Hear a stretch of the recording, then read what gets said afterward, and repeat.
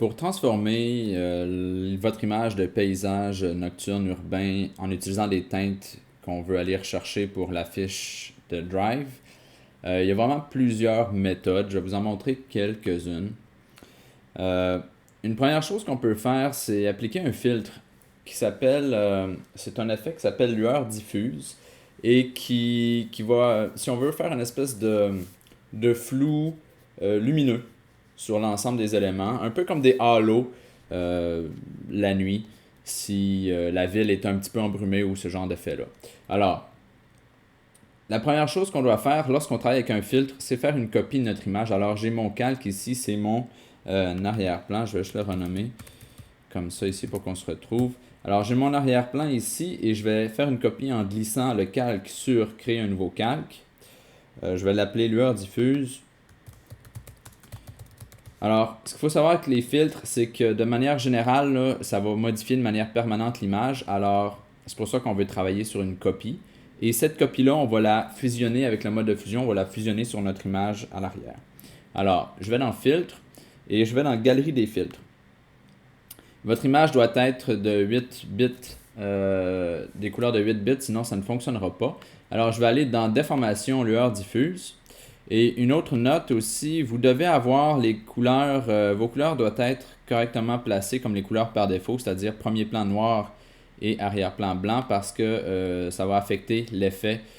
L'effet va utiliser les couleurs dans le fond de votre boîte à outils. Alors je retourne dans Galerie des filtres et je vais aller dans Déformation, lueur diffuse.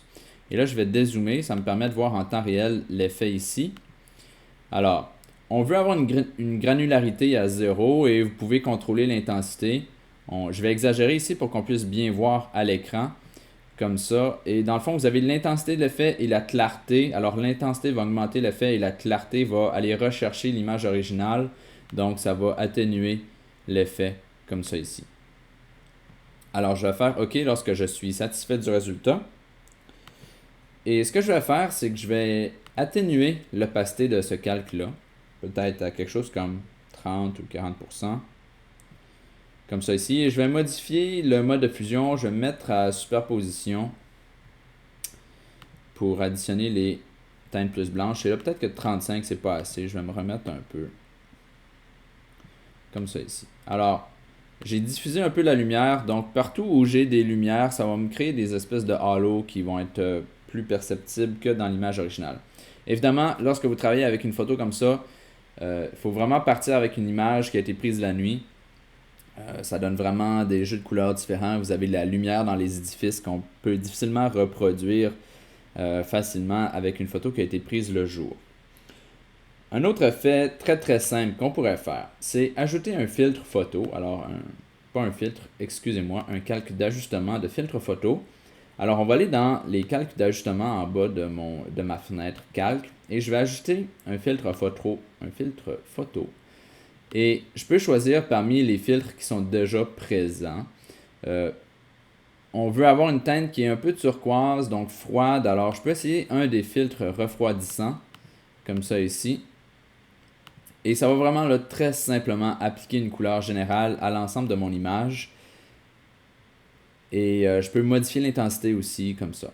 Je peux carrément aller choisir une couleur. Si j'ai une couleur bien précise, je peux carrément aller choisir la couleur que je veux et modifier l'intensité, comme ça ici.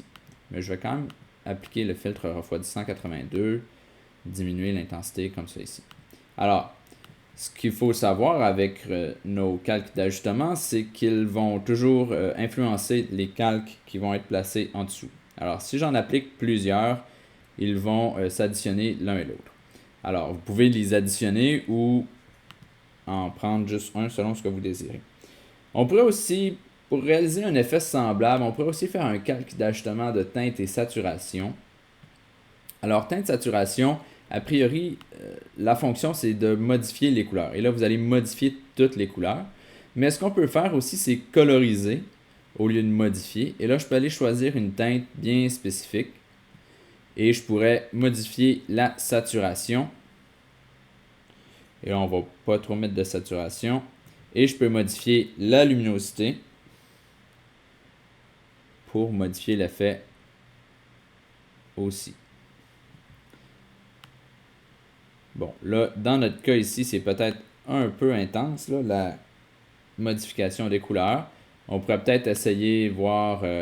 parce que dans le fond, ce que ça fait, c'est que ça va changer, ça va appliquer une couche de couleur sur toute l'image, donc on va perdre la variété de couleurs.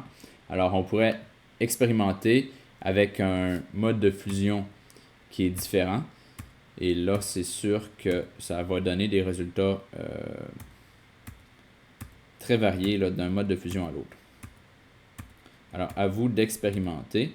Je pourrais essayer d'appliquer une lumière tamisée. Et si je combine ça avec mon filtre photo, je peux peut-être aller rechercher la couleur que je veux. On va les combiner, on va voir qu'est-ce que ça donne.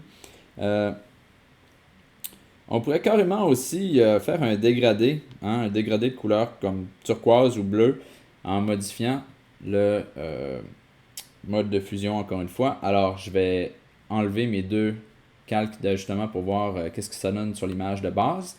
Alors, encore une fois, calque d'ajustement, dégradé. Et là, je peux aller choisir la couleur. Alors, pour changer la couleur de mon dégradé, j'ai simplement qu'à cliquer à l'intérieur. Et j'ai un dégradé ici qui va apparaître. Ça me permet de changer la couleur. Alors, si je clique sur la petite icône, le curseur en bas ici à gauche, je peux aller cliquer deux fois dessus et aller sélectionner une nouvelle couleur. Comme un bleu comme ça ici.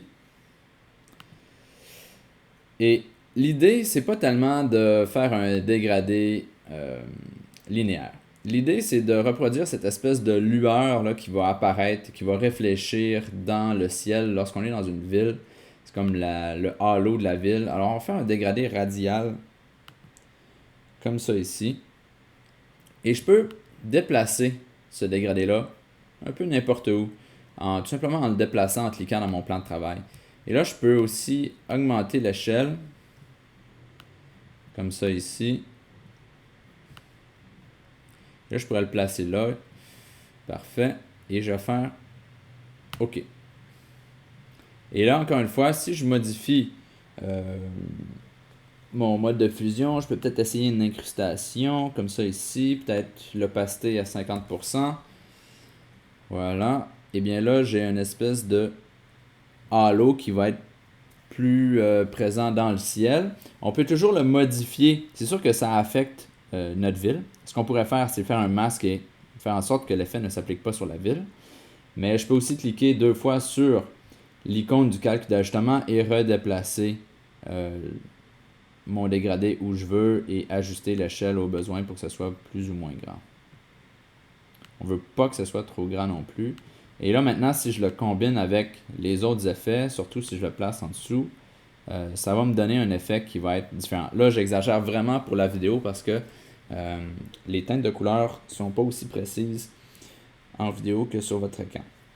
Ce que vous pouvez faire à la fin, c'est peut-être ajouter un calque d'ajustement de luminosité contraste pour revenir aller chercher là, les noirs et peut-être atténuer un peu la couleur. Et vous allez avoir votre nouvelle teinte. Là j'en ai vraiment combiné. Vous n'êtes pas obligé d'en mettre autant que ça ici. Mais vous pouvez en utiliser plus ou moins. Peut-être d'avoir des effets plus subtils avec moins d'opacité pour chacun.